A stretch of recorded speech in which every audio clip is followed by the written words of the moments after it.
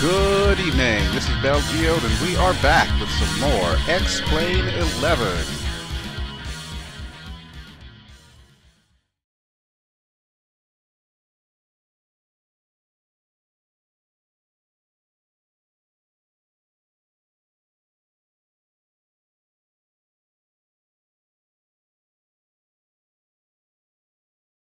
Howdy folks, we are back here in the Solomon Islands. This is the Khamsin Studio Solomon Islands scenery pack that contains 5 airports. This is the area that I showed you in the last video. Now I know I said I would get back to the Papua New Guinea tour, but I'm having so much fun pretending to be in World War II that I wanted to come back here and show off another Khamsin Studio product. So you may have noticed that I am in a B-25 Mitchell. That is correct, and this is also created by Khamsin Studios. Needless to say, they did a spectacular job with this aircraft.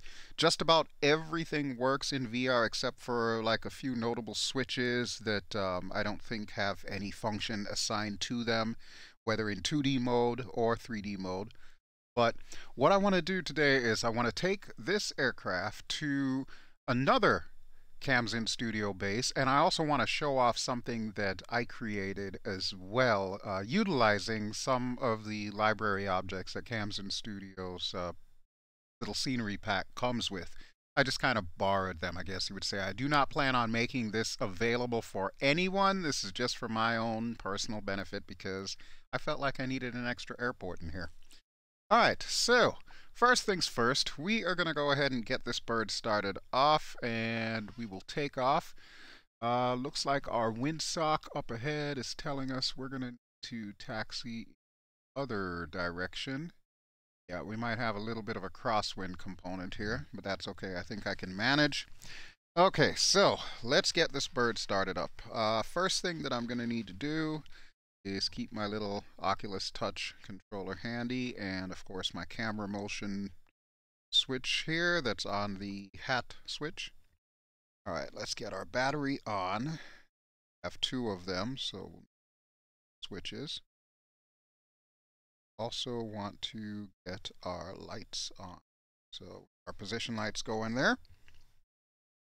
Alright, I am going to need fuel, so let me slide over to the co-pilot side here and flick these 2 switches if I can. That one and that one. Okay, so that should be our main fuel. And let's see, call flaps, we're probably going to need to open you up. It's going to get difficult trying to put my Oculus Touch controller down here because of the fact that there's no sensor down there for me to pick it up, so a bit odd. But I think I got the call flaps open. We can actually verify by looking out the window here. Speaking of which, I can open this window if I wanted to and get a better look. How about that?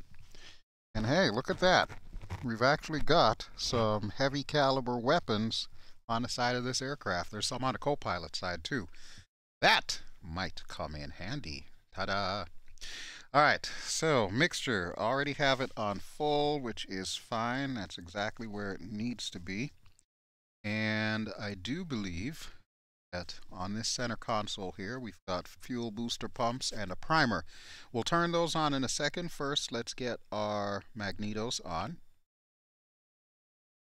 There we go. And now's a good time to put those fuel boosters up. See those 2 fuel pressure needles go up past 15, and we'll get our primer on. Get ready to start the engines. Okay, I think we're just about set, so I'm going to look over to the right engine here and go clear prop.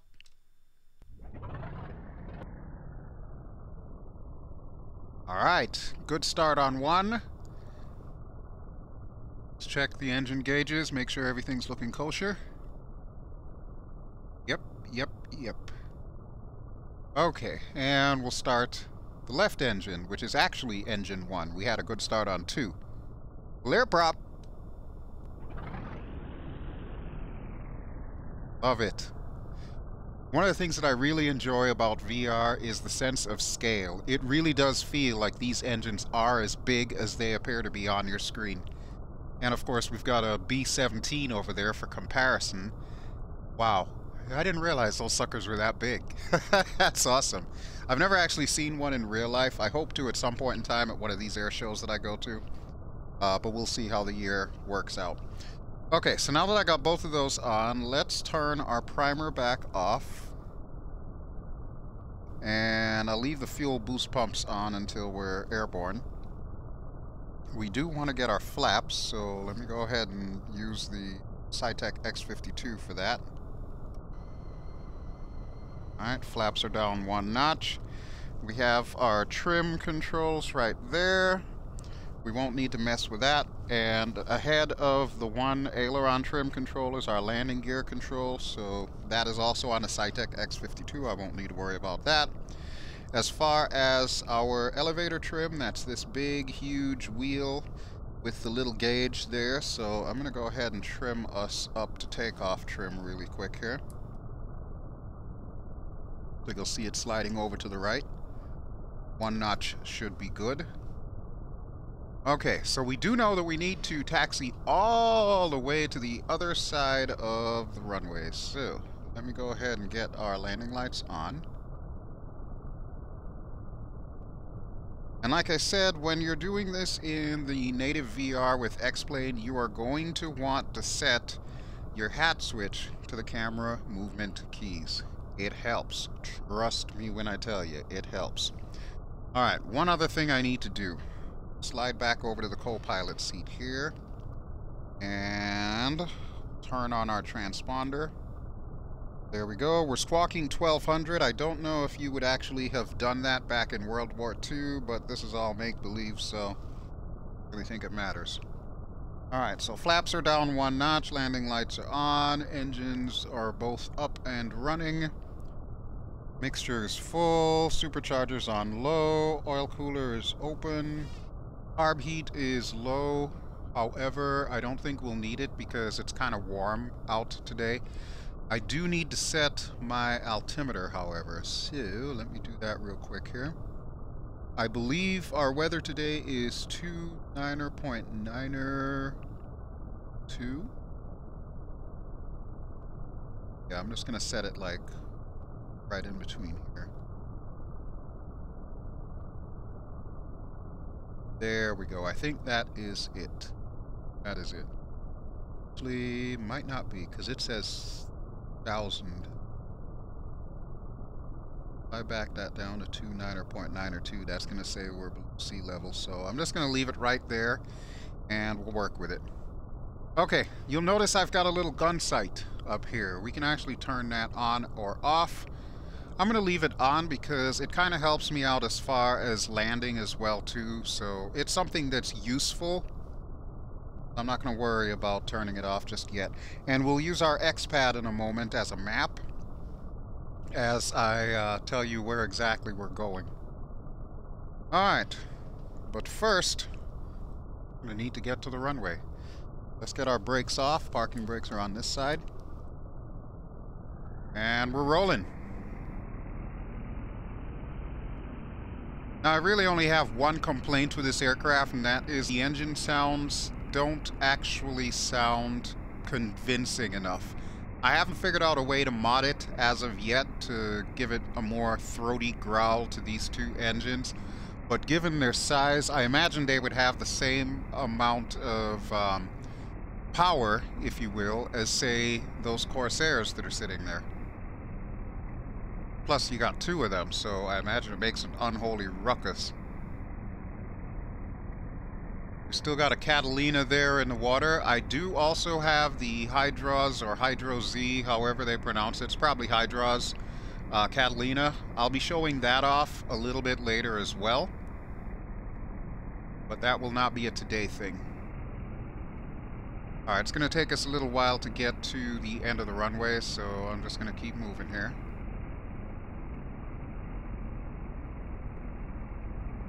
Alright, now, while I am in the process of getting to the other end of the runway and slowly but surely swinging myself to the left, I do need to make sure that our compass and our HSI match up. So let me slide that all the way over there. Seems to be the default setting. So yes, everything's good. That is a part of the autopilot. This big box of gauges here, this is the Sperry Autopilot that we're going to be using as part of our flight here. So it contains your standard stuff, your altitude hold, your heading hold, so on and so forth. But it's a very basic autopilot. We can't expect a whole heck of a lot out of it. If we did have VORs in the area, we could use the VOR capabilities and basically lock onto that. So radio navigation is possible with this thing. Look at that beautiful Corsair. Dang. Now, as an extra special surprise, I've actually got a couple of Corsairs up there flying around. We'll see them when I open up the X-Pad. Won't see them just yet. And I don't know if they're going to want to follow us or if they're just going to do their thing. They might end up doing escort for us. We don't know yet.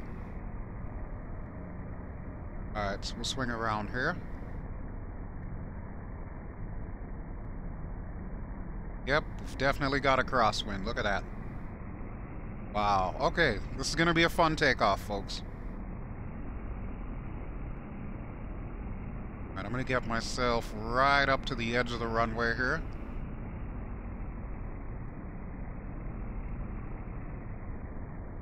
Okay, right here should be good. Bring her back to idle, put the parking brakes back on, check everything, and make sure we're good to go. I could do the magneto check and all of that, but I'm going to forego that in the interest of time, because I really want to get to these two airports. However, it's going to take me a little while to get there. Okay, I think everything is set. So, yes, it is time to go. Brakes down, throttles up.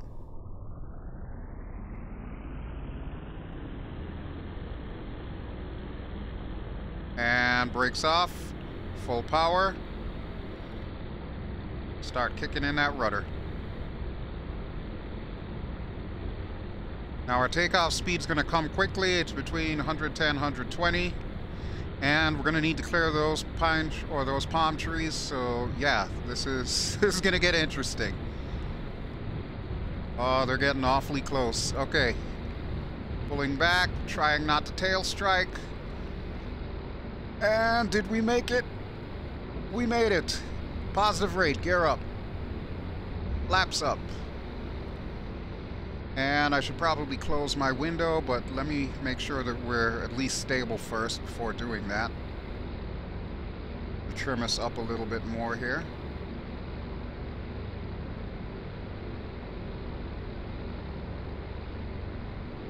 Alright, give me some right trim, some right aileron trim. Okay, I think we are good to go, so now would be a great time to close our window. Perfect. Okay, let's grab the X-Pad. Alright, I'm going to put you right there, and we'll pop up the map. Okay, so now you can see our two Corsairs. There's one here, and there's one here, and they're basically just flying all over the place. We, however, are going to be going in this direction, so I need to figure out what direction that is and program it in. First, I'm going to head us on course, so let's swing out to the left. Just over 2,000 feet right now, 2,500 to be precise.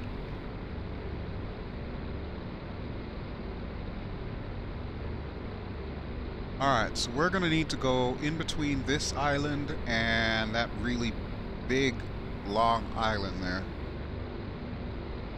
So I'm thinking I should probably set us up right about here. Yeah, so we're about 090. Start trimming us down a little bit here.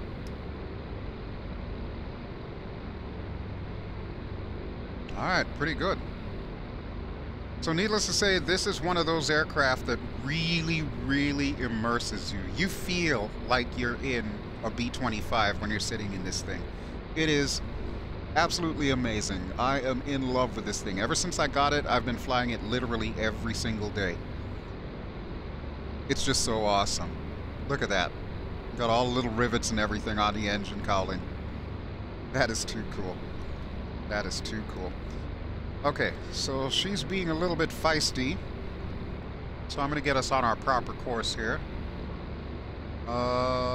I'm thinking probably a heading of 110 or 120. Yeah, let's start with 120. I think that should take us where we need to go. Right there's good. And I'm going to activate our gyro pilot. There we go. So that'll be our heading hold and our pitch hold. So right now it's an attitude hold because I don't have our heading hold set. I'm going to do that right now with this knob here. So we'll swing her around to about 120. It's really sensitive.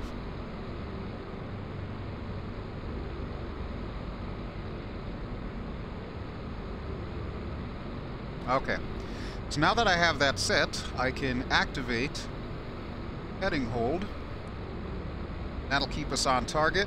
Let's see what we're doing altitude-wise. I say we should bring it up to about 7,000 feet. As you can see, we're at 6,400. So as soon as we get to 7,000, I will activate our altitude hold. And then, once we're on course, I'll go ahead and treat you to a little tour of the B-25. Alright, closing in on 7,000. And bam, right there. Okay, I'm going to power us back a little bit here as well as lower our mixture. So we'll lean it out a little here. Right there should be good. Don't really know how the superchargers work, but I like getting into the habit of putting them on high just in case it really does make a difference. And let's see what our carb heat is set to right now. It does look like it's a little bit below the green, so again, as a precaution, I'm going to pull the carb heat up. So there we go. We've got carb heat activated, supercharger on high, oil cooler is open, or at least part way open. Cowl flaps are still open. We should be fine with all of that. Okay, there we go. And that is us on our way. Alright, now, let's take a look at the inside of this thing here. And for that, I'm going to need to back my chair up here and physically move around so that you can see everything. Alright, so this is the forward section of the B-25. As you can see, we've got some ammo crates because that's all going to these cannons that I showed you outside. There's one on the pilot side, one on the co-pilot side. And we've got some radios back there. Let's see if we can move ourselves back. Just bear with me here.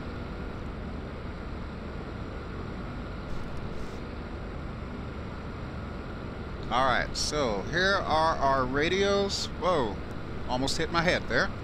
So there's the radios. I don't think any of this stuff works, but the fact that everything is modeled in 3D is outstanding.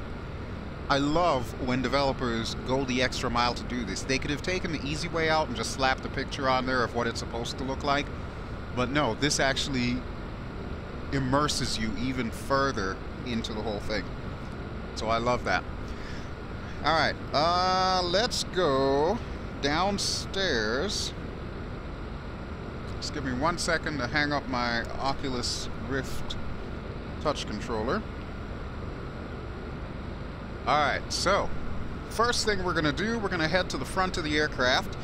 This is the main cabin door that the pilot, the co-pilot, the front gunner, and if there's anyone else up here that sits in this section, this is what they would use to get to their stations. For us, we are going to go to the front here. So we're going to go through this little tube. Man, this is like cramped quarters here. Holy crap. Good thing I'm not claustrophobic. Whew. Alright, but here we are in the front. Ta-da! And look at that, we've got a little chair here for us. So we can just slide right over. And there we go. And look at these ammo boxes. Tell me this isn't the neatest thing. Look at that. All the little latches look like they work. The leather, it looks weathered. This is just too cool. We've got a bunch of heavy caliber. I imagine this is probably either 20, 30, or 50. I don't know. Not up on all of my weapons for this aircraft, but suffice to say, it does look like it would pack a mean punch. We might actually get to test that out a little bit later on. But yeah, if I wanted to, I could fly the entire flight just from this little bubble here in the front. And that would be pretty dang cool. There's some more uninhabited islands. Well, I say uninhabited, but I guess in the time of World War II, they probably would have had either American or Japanese or Australian bases, and probably a lot of natives. Alright, so let's see if we can make our way to the back. This is going to be fun. Alright, I think that's low enough. Okay, so we're going to pull ourselves back here.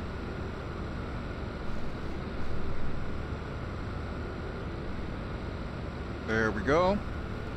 Okay, so that pedestal that we're seeing here, this is where the top gunner is.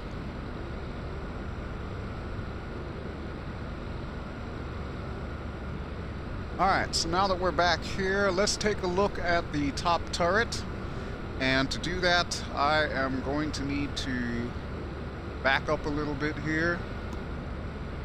Like right there. And we'll go up. And I'm going to physically turn around.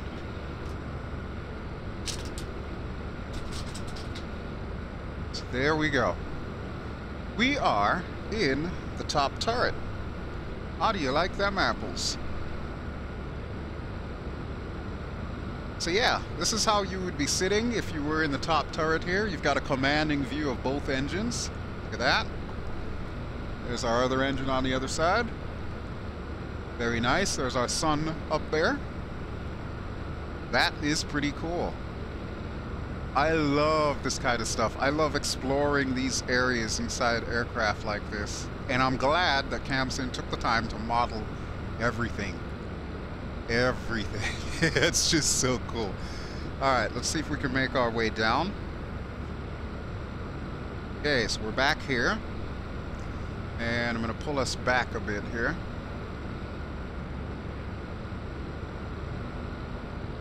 Okay, so this area that I'm standing right next to, this is actually the bomb bay. This is where our bombs are kept. And if I back us up a little bit further so that we can see through the wall, you will see that we come equipped with 6 really heavy bombs. These are probably, what, 1,000-pounders, 2,000-pounders? Whatever they are, they look like they could pack a mean punch. And yes, the bomb bays do in fact open. I won't be doing that just yet, though. Alright, so we're going to crawl across this little catwalk here. And we'll head to the back of the plane. Take a quick look at that. Alright, so what do we have over here? This looks like our bombardier, navigator, radio man, whatever you want to call him. This looks like his spot right here. That's pretty cool. And once again, everything is modeled. Look at that. It's all modeled. That's just amazing. Love stuff like that. So we've got our waist gunner here, so I imagine the guy who operates all these radios can also turn around and activate the waist gun to help defend the aircraft. Look at that big honking tail up there. That's so cool. And we've also got this other waist gun over here. Love how big these windows are too. That's pretty neat. So yeah, this would probably be our vantage point if we were a waist gunner here. Wow. This is why you get VR, folks. Look at this. I can just move my head around and take in my surroundings. This is just so cool. And all this time, I haven't even left my office chair. This is fun. This is great fun. Okay, let's see the back of the aircraft here. This is probably the only portion of the aircraft that I have to say they skimped on. So we've got the rear entrance for this section of the aircraft. And I do like how the wood looks like it's untreated wood. When they built these things, they built them to knock them out as quickly as possible. They didn't really have intention of making it like polished teak or anything. Lower my head here. Cramped quarters. Okay, so guess where we are, folks? We are in the tail area of the aircraft. Ta-da! Look at that. This is where your tail gunner would sit. And like I said, this is the only part of the aircraft that they actually skimped on. What we're seeing there is one of the recognition lights, and you're seeing the barrels of the guns, which if you look outside, you can see the very tips of the barrels there. But yeah, this is the only part of the plane that they skimped on. All the same, though, that's not too bad at all. It's actually pretty cool. So if we were the rear gunner, we could inform the pilot if we took any damage to either of these rudders or these elevators here. Although, if we took significant damage to either of them, I imagine we probably wouldn't be able to radio anybody. I'm just saying, it might not be a good idea for us. We'd be halfway to the ground by now. Alright, so let's work our way back up to the front. Going back to the front, which reminds me of a Metallica song. There you go. Look at that interior. This is what a quality aircraft looks like. Make no bones about it. When Khamsin designed this one, I highly doubt that they had anticipations of VR coming into being, but the fact that it just works in VR and looks so spectacular is nothing short of truly wonderful. Alright, so let's go up here. Go over the bomb bay again. Past the upper turret.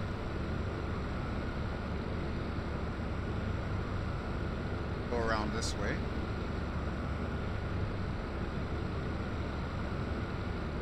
Watch your head.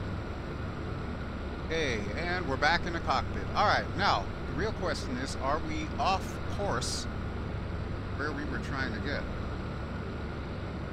We'll find out in a second as soon as I take my seat.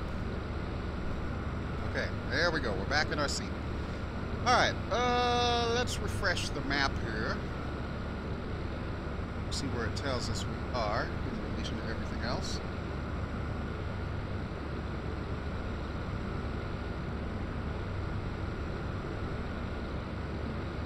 Okay, so we have AGGY, and on this island, which is the island of Guadalcanal, is going to be our final destination airport. We want to be going to AGGY, so obviously our course is going to take us too far south. We're going to need to adjust our heading. Take it east.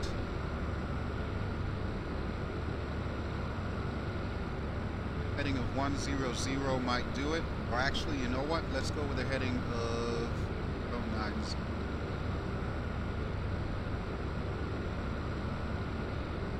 Alright, so let's see where that ends up. Okay, now part of the reason why I've got the little Corsair AI going is kind of to illustrate a point. When you are in native VR, for some strange reason, it doesn't seem to like AI traffic. An unfortunate side effect of using AI traffic in native VR is it kills your FPS. But there's a catch.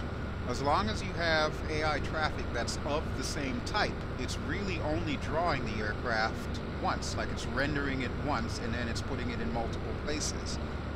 That works.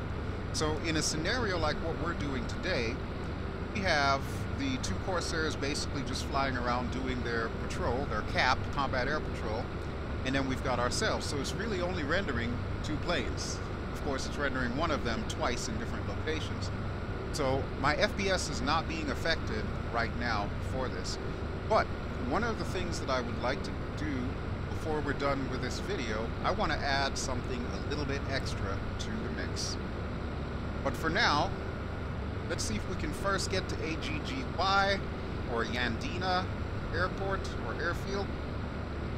And then once we get there, I'll show you my handiwork, and then we'll do our extra special surprise.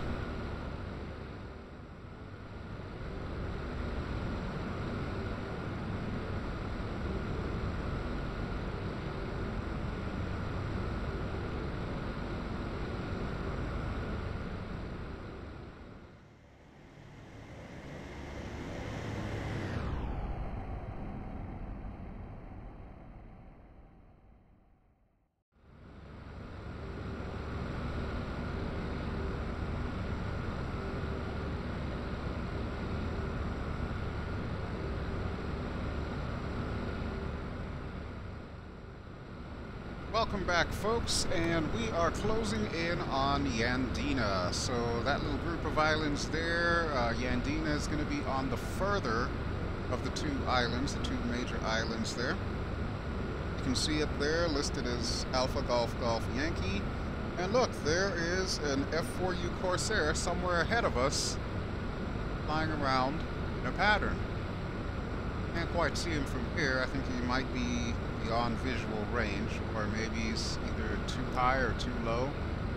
Not quite sure. Unfortunately, the X-Pad does not tell you what altitude everything is. If it did, it might have more use for me, but other than that, it's good to at least see them. And it will call out TCAS for you, so if we get a little bit too close to this guy, it will say TCAS alert, which can get a little bit annoying when you're trying to simulate World War II air battles. Alright, but I think we're close enough now that we should start thinking about getting down. So I'm going to take off the autopilot hold, or the altitude hold, I should say.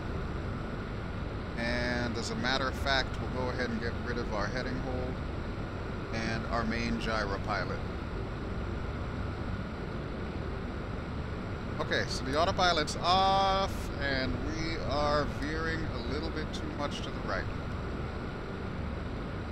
Check our trim. Yep, trim is dead center. We should be good to go. Alright, I'm going to start bringing us down. So there should be a Corsair somewhere over there. Again, I don't know if it's above or below me, and I can't really see it. Should be at our 3 o'clock. Nope, no joy. Alright, well, we'll look for him another time. So the island dead ahead that has the wider looking beach, if you look right about where my crosshairs are, you will see the airport that we're heading to. Now, as I stated at the beginning of this video, I created this airport. However, I kind of cheated a little bit. There is an FSX version of this airport. I forget the name of the gentleman who created it. I'll probably have it popping up right now.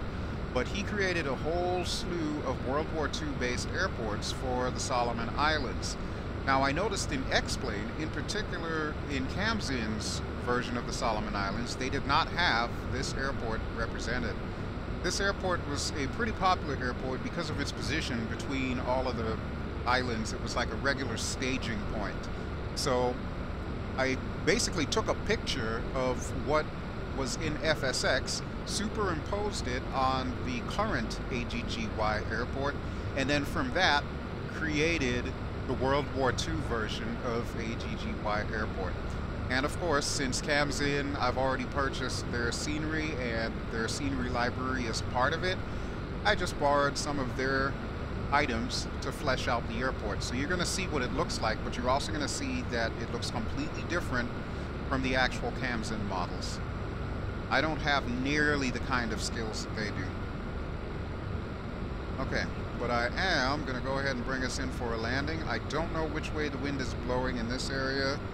It says 269, but that's suspect. I'm thinking that's actually winds aloft and not winds at sea level. Either way, we're going to bring her down. I should have placed some wind socks there, so we'll try to get low enough for me to take a look at them. And then the plan of action is going to be, we'll land. You'll notice that the airport is in kind of a figure 8, so we'll take one of the sides of that figure 8 and we'll basically just taxi around taking a look at my handiwork until we get to the opposite end of the runway where we'll need to take off again. And then we'll head on to our next destination, which you can probably see directly ahead in the distance there, Guadalcanal. And along the way I'll have a little surprise for us. Okay, but first let's see if we can get down. We're at 4,000 feet. We'll put our throttle to idle. We want our speed to be below 170 miles per hour before we can put the gear down. Obviously, we're not quite there yet. We are currently at 260 miles per hour. But I think if we do a quick circuit around the airport, that will also allow me to check to find out which way is going to be the direction that we need to land. You'll notice a couple of things on the water. Those are PT boats, again, part of the Khamsin scenery. There's also a PBY Catalina that you can barely see because it's black. And, of course, all the various aircraft that come with the Khamsin scenery, as well as these palm trees, these lovely palm trees. All of that stuff I borrowed to put together Yandina Airfield. I'm not even sure if it was actually called Yandina back in World War II. It might have been called something else. But suffice to say, it's my favorite little spot.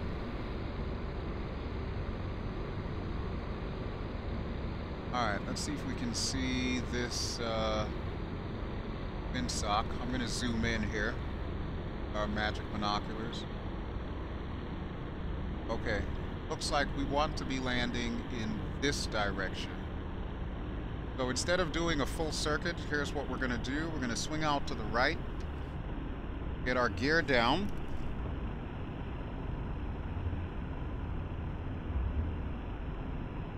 Going to trim ourselves up a bit.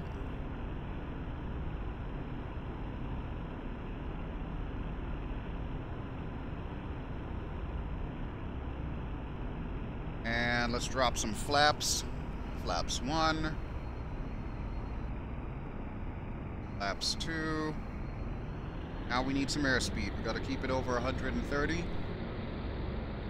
So we make our way around to the runway.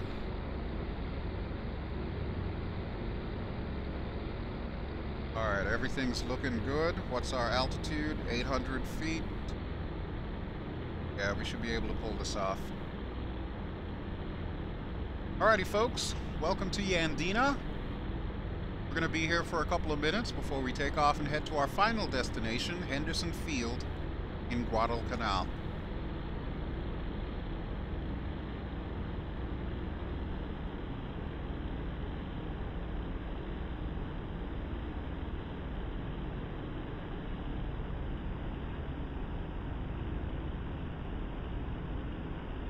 Alright, here we go.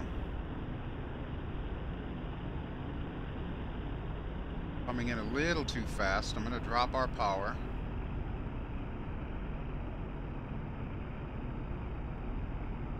Shallow us up. Got plenty of runway to work with. Start our flare. There you go. We are down. No worse for wear. Okay, so the plan of action is we'll go all the way to the end and then we're going to taxi through this area. This is the central area with the control tower and the barracks and all of that. So we'll probably be passing that on our way back. I'm thinking we'll take a right turn.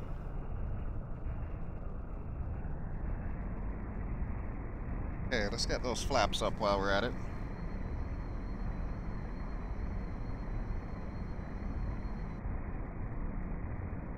So this kind of gives you an idea just how easy it is to make scenery using WED or World Editor.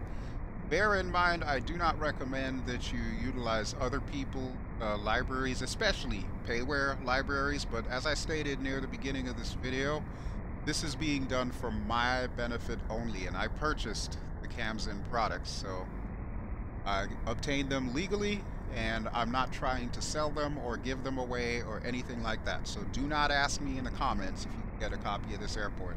Not going to happen. Alright, but here's our turnoff here. You can see another PT boat there, like President Kennedy used. And I'll show you around the base. Got our little cargo area here. And our reserve fuel dump. Our oil. Got some C-47 parking. There's a bit more C-47 parking on this side. We try to keep them away from the fighters for the most part. Give them their own separation since they have their own unique need. There's our barracks and mess hall and all the other creature comforts of home, or as close as we can get here in the South Pacific. Got housing for the natives, since of course we do have natives helping us out, helping us win the war against Japan. Now my parking spot is directly ahead and off to the left, just past this C-47 here. I've also got an additional parking spot for whenever I'm flying a C-47. Which reminds me, I need to show that off to you. I did get the B-Sky Labs DC-3/C-47, so I'm going to be showing you that off at some point in time. I've got so much on my list that it's a wonder I'm able to keep any of this stuff together. Here we have some libs, B-24 Liberators. Unfortunately, I have yet to find a good Liberator model here in X-Plane. I would love for someone to be able to make something of this quality that I'm sitting in right now, only a Liberator. I would love to see something like that. Now the folks that make this aircraft also make the B-17, and I do have that as well, so that's yet another thing on the list of things to show you. There's our fuel dump over there with all the requisite fuel trucks. If we take a right here, this will put us back to the central area where our control tower is and our main barracks and everything. But we're going to pass by all of that and head this way. This is where all the fighters are. So you can see we've got some P-38 Lightnings, which were used prevalently in this area. Same aircraft that took down Admiral Yamamoto. That was a pivotal point in World War II that helped us win the war. Now, one thing you'll notice is some of these revetments here do have camouflage netting and others do not.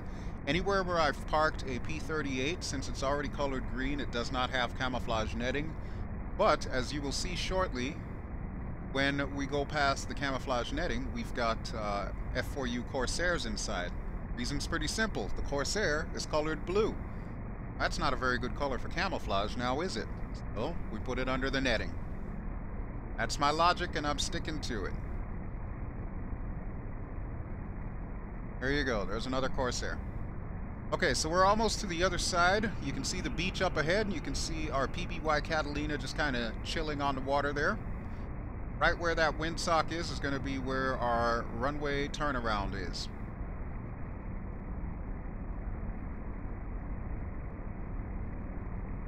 We could look at the other side, but honestly, it's almost a mirror image of this side. I think there's only slight differences. I don't think I put a fuel dump over there. I think I just put cargo. And then, of course, there's a seaplane ramp up ahead.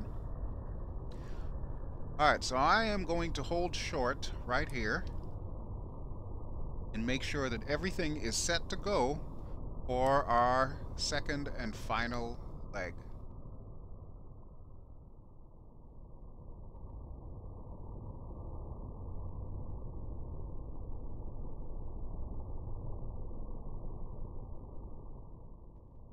Alrighty, folks. I hope you are ready for our second leg to Henderson Field in Guadalcanal.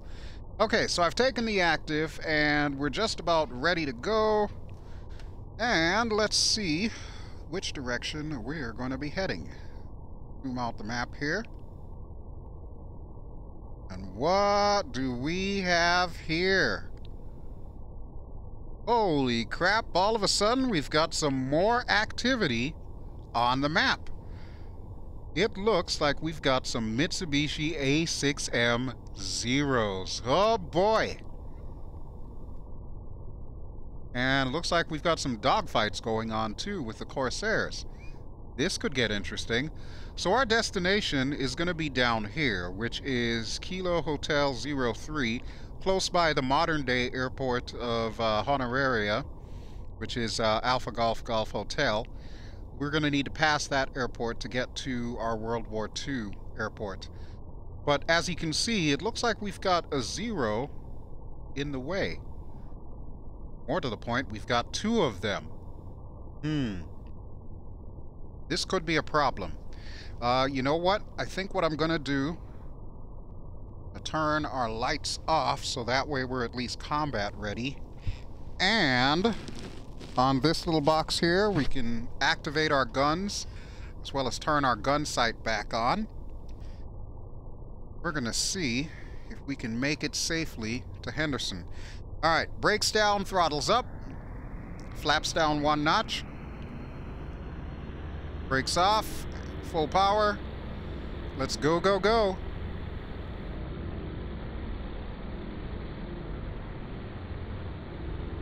Airspeed is definitely alive.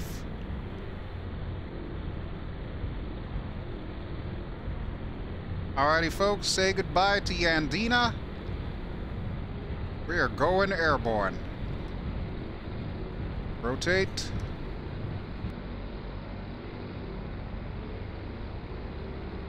Okay, we've got positive rate, gear up. And flaps up.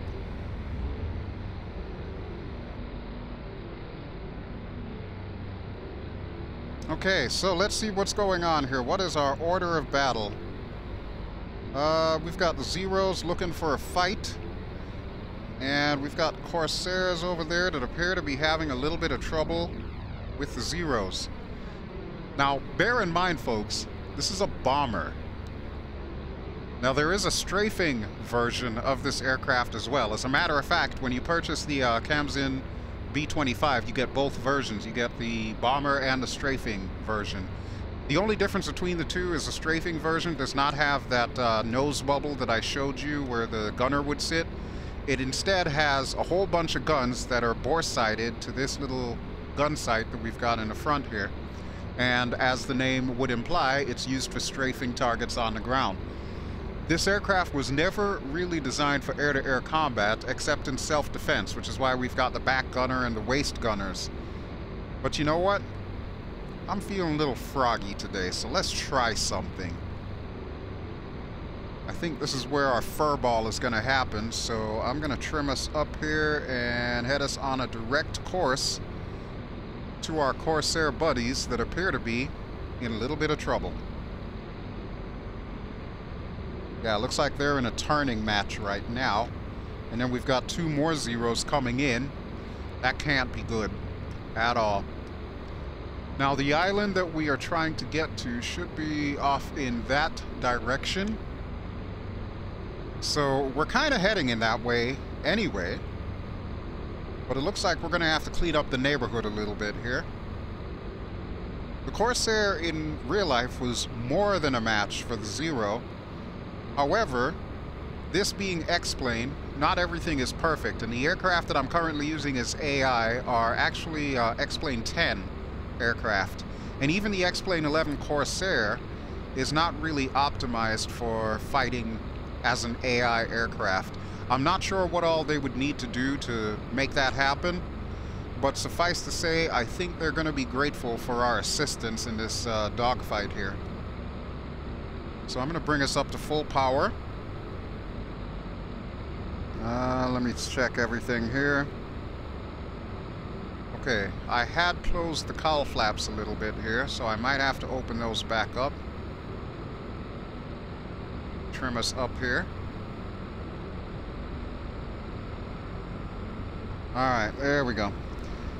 Okay, and let's get the cowl flaps open, if we can. That's one. That's two. Carb heat, we can leave that off.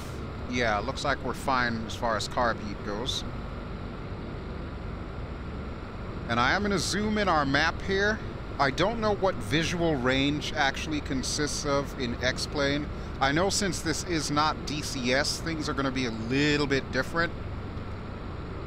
But suffice to say, we should be able to get a visual on these guys at some point in time in the very near future. And we'll see how well we will fare against the vaunted Japanese Zero. Alright, this looks like the right neighborhood here, and they just keep turning and turning and turning. Wow. Now the other bad side to this, as I had mentioned before, there's no way to show altitude on this. So, as you can imagine, we're going to have to do a lot of visual sighting to see if we can pick these guys up. We're currently at 4,700 feet. I don't know exactly how high these guys would be. A dogfight can pretty much take place at any altitude, as long as it's within the aircraft's envelope. I have a funny feeling, though, that they're probably going to be below us somewhat. According to my X-Pad, they're going to be a little bit off to the left. So, let's see if we can use the magic binoculars. Got to be able to pick up something. Scanning above. I don't see anything there. Scanning below. I don't see anything there.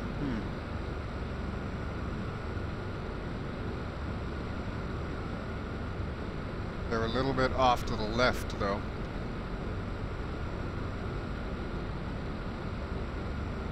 This should be interesting.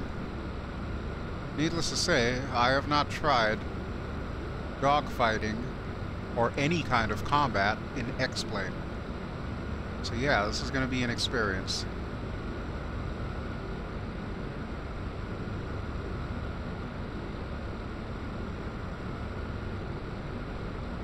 Alright, what's our speed? We are exactly at 300 miles per hour. And supposedly these guys are off to our 10 o'clock.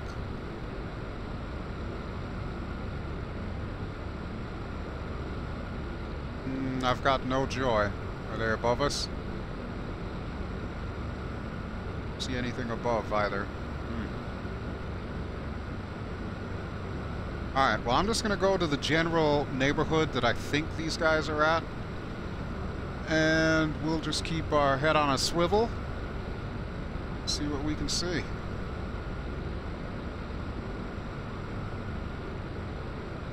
They are definitely in front of us, so that is for sure.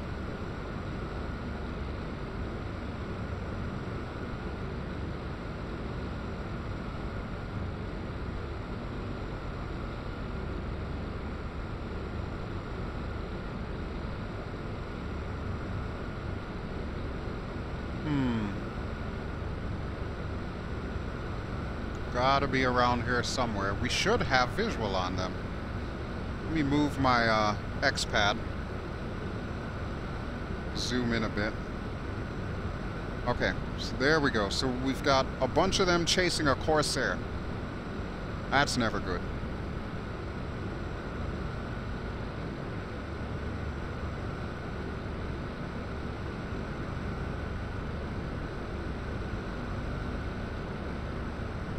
Yep, they're off to our left.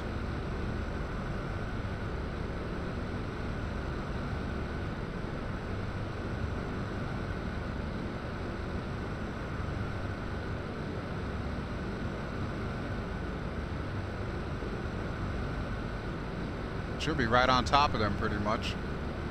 I'm going to slow down a little bit here. Aha! I do have visual. Tally 2 Japanese zeros. Alright, let's do this. 3 Japanese zeros. Woo! Did I get them all? Holy crap! Boomflowah times 3! That is awesome! That is awesome! So there you go, folks. My first air-to-air kills in X-Plane 11. Look at them spinning out of control. That's awesome. Wow. Okay, so, Mr. Corsair, you're welcome. And as for the Japanese, well, thanks for playing. Okay, that was fun. That was a lot of fun. Totally unexpected, but quite satisfying. Alright, let's turn our autopilot back on and we'll make our way to Henderson Field and we can call this episode done. Okay, so there we go. We are on a heading home. Zoom out here. Looks like there's a bit more activity up this end here, but we're not even going to worry about that. Oh, look at that. We've got a couple more zeros coming in from over here. Well, I think we've had enough fun for one day, don't you think? So yeah, let's see if we can make it to Henderson, and that way we can call this episode done. Alright, quick heading check here. I think we need to go about heading 120-ish. So right about there should be good. And make sure everything's still aligned. Looks like it is, so we'll turn that on.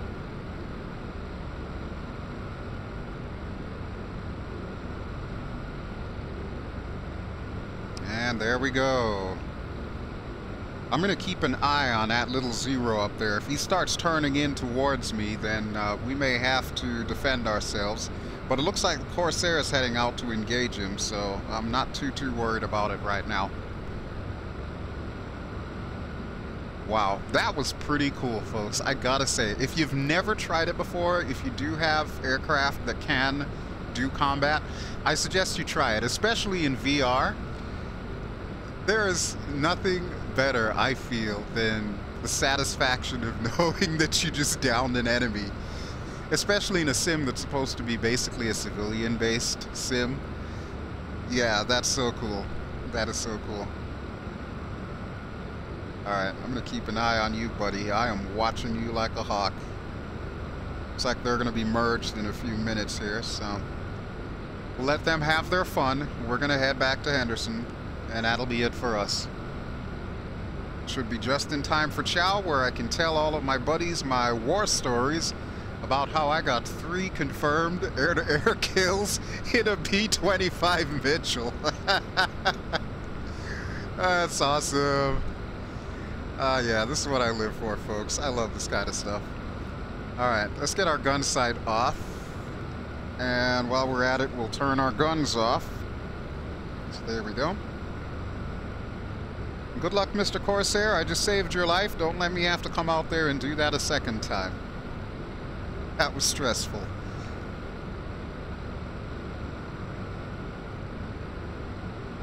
Okay, so we're almost there. So as you can see, this is one hell of an airplane. I would highly recommend it. If you are a lover of vintage aircraft like I am, looking for something World War II style, this is the perfect aircraft. It is just so much fun, and I can only imagine what this would be like using multiplayer features such as Smart Co-Pilot, where you can actually have someone sitting next to you and the two of you fly the aircraft, or even something like Join FS. If you have a couple of buddies that also have B-25s, maybe you could practice your formation flying. You could drop your bombs on targets all over X-Plane. It'll be fun. It'll be awesome.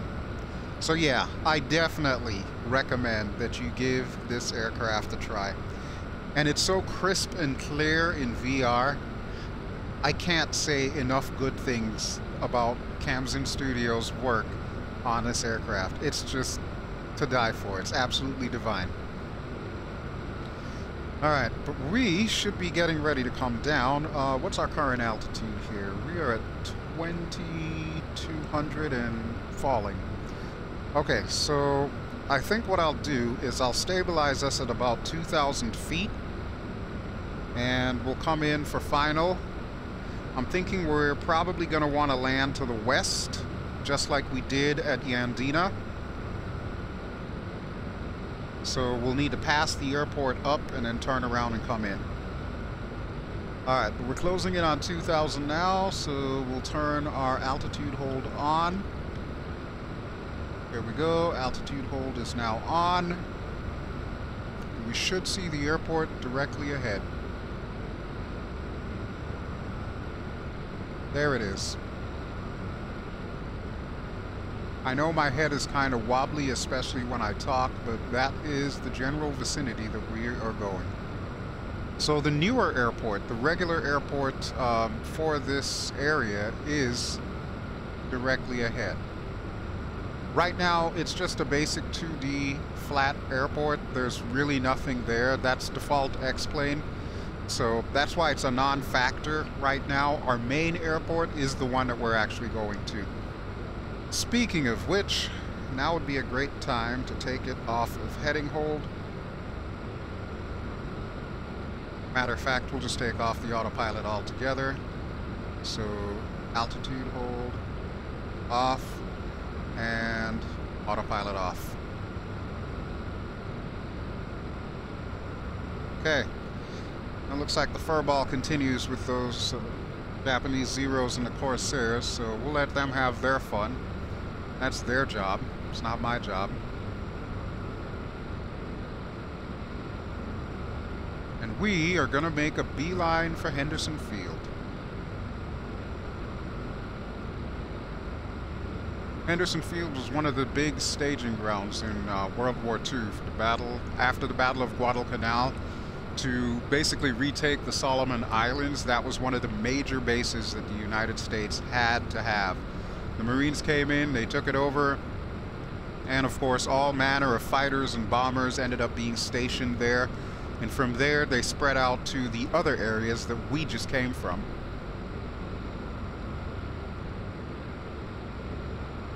Alright, there you can see the airport. And I'm thinking I should probably bring her down to about 1500, and we should also lose a little bit of airspeed. So I'm going to pull our throttle back.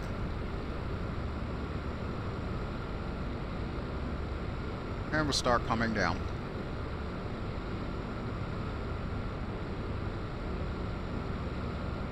Okay, since these fighters up there are a non-factor for us, I'm just going to zoom us in, so that way we have an idea of which direction the runway is going and which way we're going to need to go to come in. Looks like I'm out of trim again, so I'll need to give us some aileron trim to the right.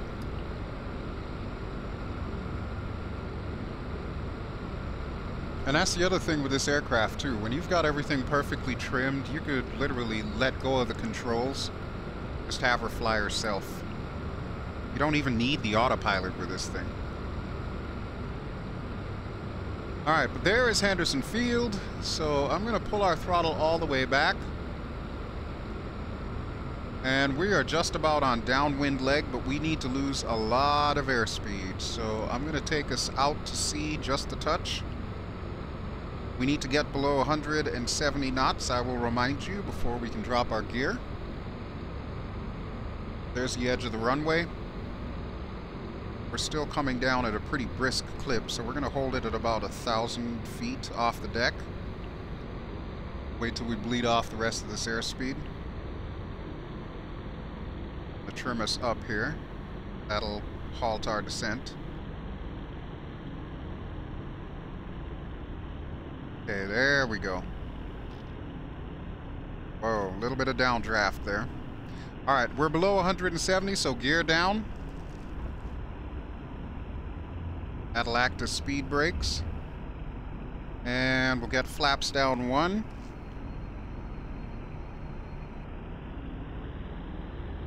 Flaps down 2. Keep our speed around 130. We're ballooning up a little bit here, but that should be fine. Airport is back that way, so we'll do an extended base leg here. And we'll turn to final and bring her in. Alrighty folks, so I sincerely hope that you've enjoyed my little World War II tour through the Solomon Islands. There is, I think, one more airport that I haven't yet shown you, but I'm going to leave that to you to explore for yourselves. So, like I said, I highly recommend you pick up the scenery if you're a fan of World War II and want to experience that in X-Plane, or at least as close as X-Plane can get. You will not be disappointed, I will tell you that.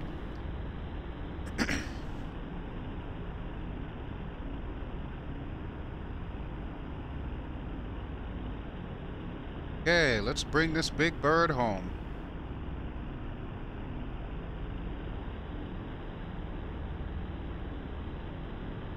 What a beautiful shore.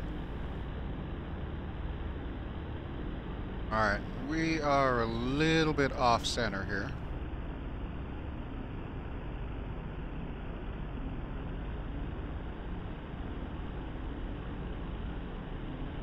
We've actually got to crab our way in. Should be able to pull it off though. 300 feet. Damn, these palm trees are tall. 200 feet. Close for comfort there. Okay, we're clear of the trees. Let's bring her in.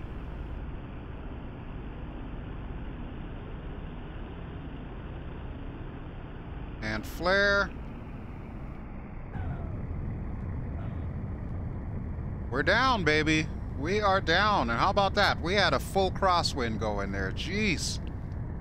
It's a wonder we made it down alive. Holy crap. Alright, so welcome to Henderson Field in Guadalcanal, our final destination for today. And we just need to find a parking spot and we should be good to go. This looks like a good enough place. Yeah, I'm gonna make a right here. Okay, so flaps up.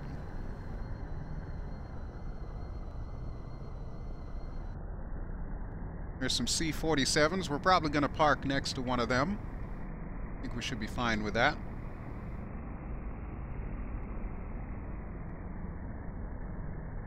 Alright, good deal. So just to remind you what you have been seeing. You have been seeing pretty much the Khamsin Studio special. So we've been flying around in Khamsin Studio Solomon Islands. We've been flying in the Khamsin Studios B-25 Mitchell. And we've also had AI, the Corsair, and the Zero, both of which the links should be below, along with all the Khamsin links. So if you're interested in any of this stuff, feel free to go ahead and check it out. Just follow the links below. And as soon as I park, we will call this episode done. So I really hope that you've enjoyed this. I know I have had a lot of fun doing this. And I promise you, eventually we will get back to Papua New Guinea. Like I said, there's still a couple of legs, probably about 3 or 4 legs that I want to do before I call that one done. Hopefully I won't get sidetracked by any more beautiful, beautiful World War II scenery like this. Alright, this is our parking spot. So, we are good to go. Get rid of ye old X-Pad. Thank you for your assistance. Hopefully sometime soon, hopefully soon after you watch this video, we should have an update from Laminar Research, which they are calling the VR2, which is basically the second iteration of the native VR beta preview. Hopefully that'll be coming soon, and then I can start showing that off when we actually have mouse functionality and all that good jazz in there. Alright, but until then, thank you as always for watching. This has been BelGeode. I have been flying in X-Plane 11.20, the native VR beta preview. If you enjoy what you've seen, please feel free to give me a like. Don't forget to subscribe if you haven't already done so. And I will be back with some more X-Plane goodness at some point in time in the very near future.